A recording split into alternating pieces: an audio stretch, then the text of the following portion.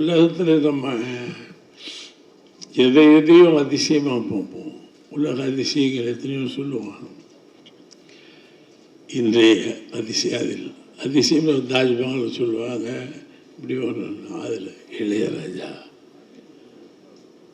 ஒரு பெரிய நினைவு. இந்தியாவிலேயே இதுவரையிலும் நானும் சினிமா கலைஞர் நான் வந்துருக்கேன், எத்தனையோ மியூசிக் டேரக்டர் பண்ணியிருக்கேன். ஆனால் அவனுக்கு சைல்ட்ஹுட்லேருந்து நான் கூடவே வந்தவன். அது என்ன சக்தியோ அவனுக்கு, அவன் கண்ணை பாருங்க, ஒரு பவர்ஃபுல் ஐஸ்.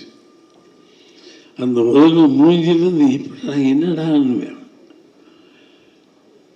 மேடை நாகரிகதி நான் பேசவில்லை என்று தவறாக எடுத்து விடாதீர்கள். ஏன்னா நான் இளையராஜா அவர்கள் சொல்லலாம், ஆனால் சொல்ல முடியல. அவன் தான் எனக்கு சொல்லி பழக்கம். அதனால் அதை யாரும் தவறாக எடுத்துக்காதீங்க. சின்ன வயதிலிருந்து நான் ராஜாவை பார்க்குறேன். எனக்கு ரொம்ப அதிசயம். பக்கத்தில் இருந்து நான் வளர்ந்து நானே அதிசயப்படுறேன். When he compose, he forget himself. அவன் மூச்சோடு இசையாக தான் வெளியே வரும். சும்மா அந்த விரலை வச்சு தட்டினா நம்மளுக்கு இசைச்சு தந்தாங்க. ஹார்மோனியை பெட்டில் அவன் கீபோர்டு வாசிக்கிறதில்லை. அந்த ஹார்மோனியை பெட்டி என்னை வாசி நான் போட்டு துன்புறுத்தி எல்லா விரலையும் எழுத்துவேன். அவனும் ட்ரை பண்ணுறான், நல்ல மியூசிக் இல்லாமல் விட்டுருவான்னு விட மாட்டேங்குது இந்த ஹார்மோனியம். கைவி அப்பேற்பட்டோம். என்ன உள்ள நுழைஞ்சோன்னு இந்த மாதிரி சின்ன ஃபங்க்ஷனாக இளையராஜாவுக்கு பார்த்து என்னடாவாள்.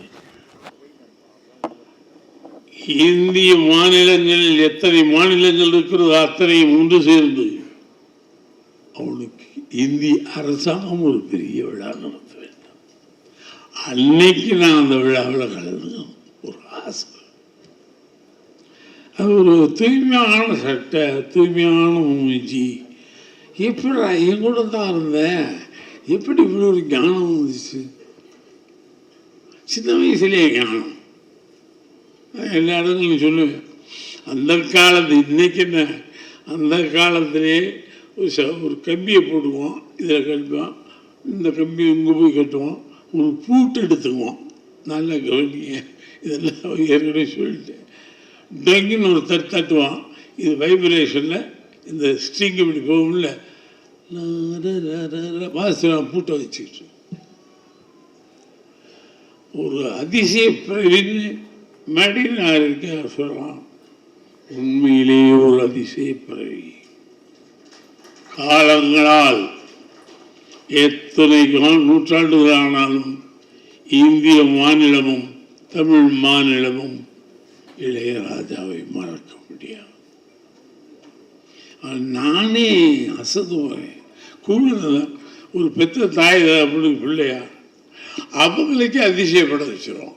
அதுபோல் ஒரு நண்பனாகவும் எனக்கு தெரியல, உன்னை பற்றி பேசுறது கூட எனக்கு அருகு இருக்கான்னு தெரியல. தி கிரேட் இளையராஜா. இது ரொம்ப கஷ்டம் இந்த படம் பண்ணுறது, ரொம்ப ஆராய்ச்சி பண்ணி பண்ணணும். அவனோடு இருந்து வளர்ந்து ஒவ்வொன்றையும் கவனித்து செய்யணும். பெரிய பொக்கிஷமாக வர வேண்டும். ஒரு சினிமா மாதிரி வரக்கூடாது. இந்தியாவில் மிகப்பெரிய பொக்கிஷம் இளையராஜா. அதுதான் தனுஷு. எனக்கு ஆச்சரியம், எப்படி கடவுள் போய் இப்படி சேர்த்து வைக்கிறாரு. நான் ரொம்ப அதிசயப்படுவேன். தனுஷு ஐயோ எப்படி நான் நடிகனாக எடுக்கிறதா, இயக்குனராக எடுக்கிறதா, எழுத்தாளனாக எடுக்கிறதா, எந்த இதுக்கும் கட்டுப்படாதே இருந்தது. எல்லாமே நான் கூட வேலை செஞ்சேன், மறந்து போயிட்டேன். அது மனிதாபிமானத்திலே கிரேட். சரியா கடவுள் ஒன்று சேர்த்திருக்காரு பாருங்க இளையராஜாவின் தனுஷ். ஏன்னா எதுவும் நடக்க இருக்கிறது, இது மிகப்பெரிய விஷயமாக இது நடக்க இருக்கிறது. அதனால தான் 2 பேரையும் கடவுள் கொண்டாந்து உட்கார வச்சுட்டார். ரொம்ப பேசக்கூடாது. இளையராஜாவை பற்றி பொழுது நீங்கள் எனக்கு தெரிஞ்சது தானே கதைச்சிக்கிட்டே இருக்கணும். they will prove, அவங்க நிரூபித்து காட்டுவாங்க. பாரதி ராஜா என்ன, இந்த ராஜா இந்த ராஜாவுக்கு இப்படித்தான். யார் ராஜாவாக இருந்தாலே தோற்றுவாங்க, இந்த ராஜா மட்டும்தான் ஜெயிப்போம். அது ஒரு பாட்டு போடுவார், ராஜா ராஜா ராஜா இந்த ராஜா குத்துக்காரு. அது என்ன எனக்காக போட்டேன். தூக்காத எங்கும் கூடியாடணும். Great man. வெற்றிமாறனா ரொம்ப அசட்டாக நினைக்கிறது. தனுஷ் வெற்றிமாறன்லாம் இந்த நாட்டுடைய ஒரு பெரிய கலை உலகத்துடைய அசட். இளையராஜாவில் உட்காந்துருக்காங்கன்னா எனக்கு இளையராஜாவுக்கு போய் உட்காந்து பேசுறதுக்கே அவன் இல்லைங்க ரொம்ப அற்புதமாக இருக்குது அவன் கேட்பான். ரொம்ப அற்புதமாக இருக்குன்னு நம்ம சொல்லி பார்ப்போம். என்ன அற்புதம் இல்லை, பாட்டு சூப்பர். இல்லை அந்த ஓட்டுங்க என்ன தெரியும் மியூசிக் பற்றி தெரியும். நான் உனக்கு பிரமமாக பாராட்டுவேன், உனக்கு என்ன தெரியும் மியூசிக் பற்றி தெரியாதுடா. அதனால தான் சச் கிரேட் பீப்புள். என் கமலஹாசன் நான் வரிசையாக சொல்ல முடியாது. அவன்லாம் கலையுலகத்துடைய மிகப்பெரிய சொத்து. தண்ணி கொடுக்க போவேன்.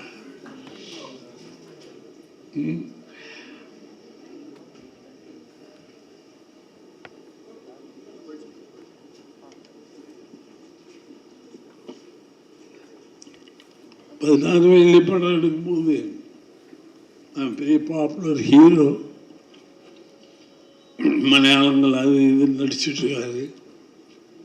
பாரதி ராஜா கூப்பிட்டு எனக்கு கலைஞர் கூப்பிட்டு இந்த மாதிரி கேரக்டர் எல்லாத்துலேயும்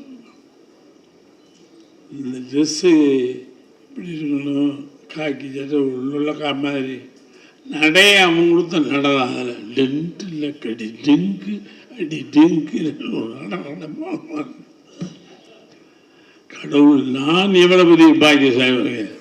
கமலோட சேர்ந்து தனுஷோட வெற்றிமாறன் நான் நாளைக்கு நான் தான் அந்த 16 வயதில் ஒரு நடப்பான். எவனாவது எல்லா ஹீரோ, ஒரு பாப்புலர் ஹீரோ எல்லாத்தையும் கழட்டி போட்டு ஒரு கோவம் மட்டும் தான் கொடுத்தேன். அவன் ஒன்றுமே சொல்லலை. என்ன பண்ணல, என்ன கட்டணமா இல்லை அழுத்தணுமா சொல்லலாம். அந்த துணிச்சல்வன் கலைஞர்கள் அவன் மாதிரி துணிச்சலான கலைஞன் சாக்ரிஃபைஸ் கலைஞன் கிடையாது. ஏதோ கேரக்டர் பண்ணுறது இல்லை அந்த ஆள். அதை இங்கே வந்து அந்த 10 செகண்டில் உள்ள நுழைஞ்சி நமக்கே தெரியாத ஒரு டைமென்ஷன் வரும். நம்ம இப்படி நினைச்சிட்டு இருப்போம். ஆத்தாவையும் காசு விடுன்னு எப்படி சொல்லுது, நம்ம வேறு மாதிரி சொல்லி கொடுப்போம். ஆத்தாவையும் காசு விட போகிறேன்னு சொல்லுங்கள் சார். அதில் சேஞ்சஸ் பண்ணுவோமா? இந்த ஸ்லாங்கே வேற மாதிரி இருக்கு, உச்சரிப்பு. அத்தை பெருங்கலைஞன் இளையராஜா, கமலஹாசன், தனுஷ், வெற்றிமாறன் எல்லாமே எல்லாம் பெரிய பெரிய ஆட்களாக தான். மிகச்சிறப்பாக இந்த படம் வந்து the world record from Tamil. இந்த வேர்ல்டு ரெக்கார்டு ஃப்ரம் தமிழ்னு வந்து ஒரு ஜாப்பனீஸ்காரன் பார்க்கணும், சைனாக்காரன் பார்க்கணும், அமெரிக்கன்ஸ் பார்க்கணும், எல்லா பேரும் இந்த படத்தை பார்க்கணும். இது வெற்றி அடைய நான் வாழ்த்து கூற வார்த்தைகள் இல்லை. There is no words to catch and tell. நான் வார்த்தைகளை வசமாக இழுத்து பிடித்து சொல்ல தெரியவில்லை. இன்னைக்கு கூட உடம்புக்கு முடியல. சரி வந்துடும். ஏன்னா இளையராஜா நான் எப்படி வீட்டில் படுக்க முடியும், எது நிற்கிறேன் நடந்தெல்லாம் காட்டிட்டு தான் வந்தேன். என்னை விட மாட்டேன்ட்டாங்க. நடக்க மாட்டேன், மேலே ஏறும்போது காட்டி கொடுத்துருவேன், உனக்கு உடம்புக்கு சரியில்லைன்னு. நடந்து காட்டிட்டு அப்புறம் தாங்க வந்தேன். அதே மாதிரி ஹாசினி வந்து சார் வேறு என் கடைசி மூச்சு இருக்கும் வரை சினிமாவில் நான் கிங்காக வர வேண்டும் என்று நினைப்போம். அதனால தயவு செய்து எந்த சூழ்நிலையிலும் பாரதி ராஜா தன்னை இழக்க மாட்டார் அப்படின்னு நினைச்சுக்க. I love the cinema. எனக்கு வேற என்ன அறிவு ஒன்றும் தெரியாது. சினிமாவை தர ஒன்றுமே தெரியாது. அதுலேயும் போனால் தான் எனக்கு மரணம். அதனால் don't feel for me. I am okay. I am okay. Now I am announcing, okay, I will do more films till the last film எப்பயாவது வரும். ஒரு 100 வயசுலையோ 105 வயசுலையோ ஆசை பார்த்தீங்களா? ஒரு 100 வயசுலையோ 105 வயசுலையோ டைரக்ட் பண்ண அப்படிங்கிற ஒரு இதோடு மிகச்சிறந்த வாழ்த்துக்களை கூறி இந்த வேர்ல்டு ரெக்கார்டாக இந்த இளையராஜா படம் வர வேண்டும். அவன் அருள் மாதிரி ஒரு டைப்பான ஆள் டைரக்டருக்கானே. ஐயோ அவன் குலகாரன். ஆமாம், நீங்கள் அவன் படம் பாருங்க, குலகாரன்னு தெரியும். அற்புதமான டைரக்டர். நான் எப்படி அவனுக்கு இவெல்லாம் வருது. நாங்களும் தான் இத்தனை படம் பண்ணிட்டோம், டைரக்டர் வந்துட்டோம். ஆனால் ஷாக் வித் அருள் மாதிரி கிரேட். உன்னுடைய கூட்டணி அற்புதமாக இருக்கிறது. மிகப்பெரிய உலக ரெக்கார்டு, வேர்ல்டு ரெக்கார்டாக இது திகழ வாழ்த்தி விடைபெறுகிறேன். நன்றி சார். நான் இந்த மாதிரி மியூசிக்கு ரசிகன் ஆரம்பிச்சு அது கொஞ்ச நாளில் அண்ணன் ஆகி ஐயான் ஆகி அது இப்போ எல்லாரும் நினச்சிட்டு இருக்காங்க குணாவுக்கும் அபிராமிக்கும் ஒரு காதல் பாட்டு போட்டு கொடுத்துருக்காருன்னு. இல்லை, அது எங்களுடைய காதல் பாட்டு. என் கண்மணிக்கு நான் எழுதிய கடிதம் அதுக்கு இசையமைச்சிட்டார் அவர். அற்புதமான விஷயம். எனக்கு டைரக்டருடைய இதை பார்க்கும்போது பெரிய பிரம்மாண்டமான வேலையும் தான்.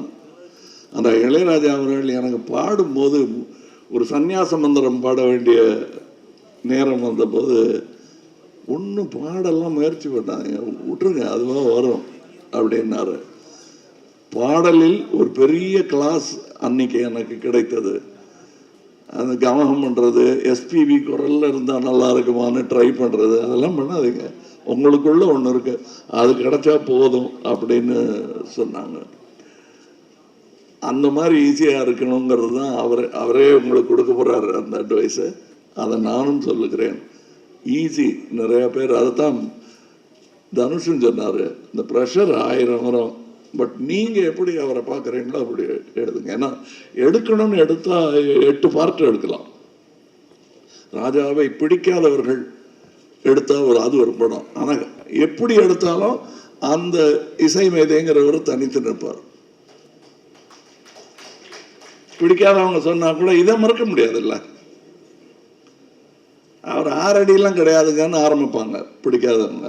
ஆமாம், ஆனால் 1 அடி பாட்டு கேட்டால் போதும்.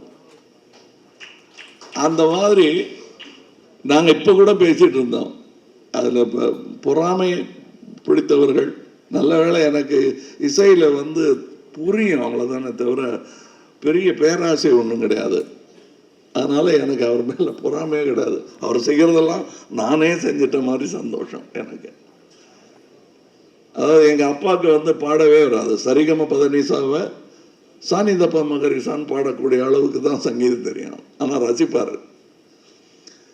அவரை தான் நாங்கள்லாம் பாடணும், இப்படி எனக்கு வரல உனக்கு வரணும், வருது உனக்கு கற்றுக்க அப்படின்னு சொன்ன மாதிரி எங்கள் அப்பாவுடைய நிலையிலிருந்து தான் நான் இவரை பார்க்குறேன். நான் எனக்கு வராதெல்லாம் இவருக்கு வருது. அதைத்தான் பாரதி ராஜா சொன்னார். எப்படி இது அப்படின்னு ஆச்சரியப்பட்டுக்கிட்டே வருடங்கள் கடந்து விட்டன. வெவ்வேறு ஆங்கிள் இருக்குங்க இவரை பற்றி. இவங்க கூட வேலை பார்த்தவங்க சொல்கிற ஒரு கதை, மியூசிஷியன்ஸ் சொல்கிற கதை, இசையெல்லாம் தெரியாமல் வாழ்க்கையில் இளையராஜாவை தன்னுடைய டைரியாக யூஸ் பண்ணுறவங்க சொல்கிற கதை. எனக்கு கல்யாணத்தும் போது இந்த பாட்டு, நான் எனக்கு முதல் குழந்தை பிறந்த போது இந்த பாட்டு அத்தனை பேரும் அதை பேசுகிறாங்க. ஒரு நான் இப்போ எல்லாரும் சொல்லும்போது இவர் வாழும் காலத்தில் நான் இன்று பிறக்கவே இல்லை என்றாலும் இன்னும் ஒரு 100 வருஷம் கழிச்சு பிறந்திருந்தாலும் அவர் வாழும் காலத்தில் தான் வாழ்ந்திருப்பேன். ஏன்னா அவருங்கிறது இசைதான் அப்பவும் இருக்கும். அதுக்கு ஒரு உதாரணம் சொல்லணும்னா, நானும் அவரும் ரசிக்கும் ஒரு அமேடியஸ் மோசாட் என்ற படத்தில் ஒரு வைபோதிக மியூசிஷியன் ஒருத்தர் இருந்திருப்பார். யாரும் இப்போ அந்த காலத்தில் பெரிய ஆளுங்க அவர் அப்படின்னு சொல்லி அவர் உட்கார்ந்துருப்பார். அவர் மனநிலை சரியில்லாமல் உட்கார்ந்துருப்பார். அவரை பார்க்க ஒருத்தர் போவார், நீங்கள் பெரிய மியூசிஷியன்னு கேள்விப்பட்டேன், நான் பெரிய மியூசிக்கெல்லாம் போட்டிருக்கேங்க, கம்போசர் அப்படின்ட்டு வாசிப்பார். இது நான் போட்டது அப்படியா, கேட்டது இல்லையா, இல்லைங்க, இன்னொன்று பார்த்துக்கிறேன், இன்னொன்று வாசிப்பார், ரொம்ப நல்லா இருக்குங்க, கேட்டிருக்கீங்களான்னு, இல்லை அப்படின்னு கொஞ்ச நாளை மறைச்சிட்டு இன்னொன்று வாசிப்பார், கூடவே சேர்த்து பாடுவார். ஓ, இந்த பாட்டு நீங்கள் போட்டது தானா? நோ, தட் வாஸ் மோசாட் அப்படின்னாரு. அது இன்னொருத்தனுடைய பொறாமை அதில் கொந்தளிக்க அங்கிருந்து ஆரம்பிக்கும் படம். தட் இஸ் இளையராஜான்னு சொல்றதுக்கு 1000 மியூசிஷியன்ஸ் இருக்காங்க. அந்த மாதிரி எனக்கு இப்போ நான் தான் சொன்னேன், சாயங்காலம் ஒரு ஃபங்க்ஷன் இருக்கு, எல்லாரும் மனம் விட்டு பேசினான்னா நீங்கள் நேரம் இங்கேருந்து அங்கே தான் வர வேண்டியிருக்கும் அப்படின்னு சொன்னேன். Once again to the director நான் சொல்றது, உங்கள் பார்வையில் உங்களுக்கு சொல்லணும்னு தோன்ற அந்த நிஜத்தை சொல்லுங்கள், ப்ரெஷர் எடுத்துக்காதீங்க. ஏன்னா இந்த படம் இசைஞானி இளையராஜாவை பற்றிய படம் மட்டும் இல்லை, பாரத் ரத்னா இளையராஜாவை பற்றிய படம். இது வாழ்த்துல டிமாண்ட்,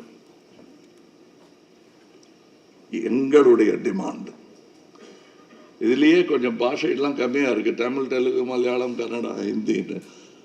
இன்னும் இந்தியாவிலேயே இன்னும் நிறைய பாஷை இருக்கு. அத்தனையும் சேர்த்து அவையிலெல்லாம் இந்த கூட்டிட்டு போவார் இவர். இப்போ சொன்னார் இல்லையா தனுஷ், எனக்கு வழி நடத்தும்னு. உங்களை அவர் இசை வழி நடத்தி ரோடு போட்டு கொடுத்துரும் உங்களுக்கு, எல்லா ஊருக்கும் போகலாம், போக வேண்டும். நான் எனக்கு பொறாமையே கிடையாது.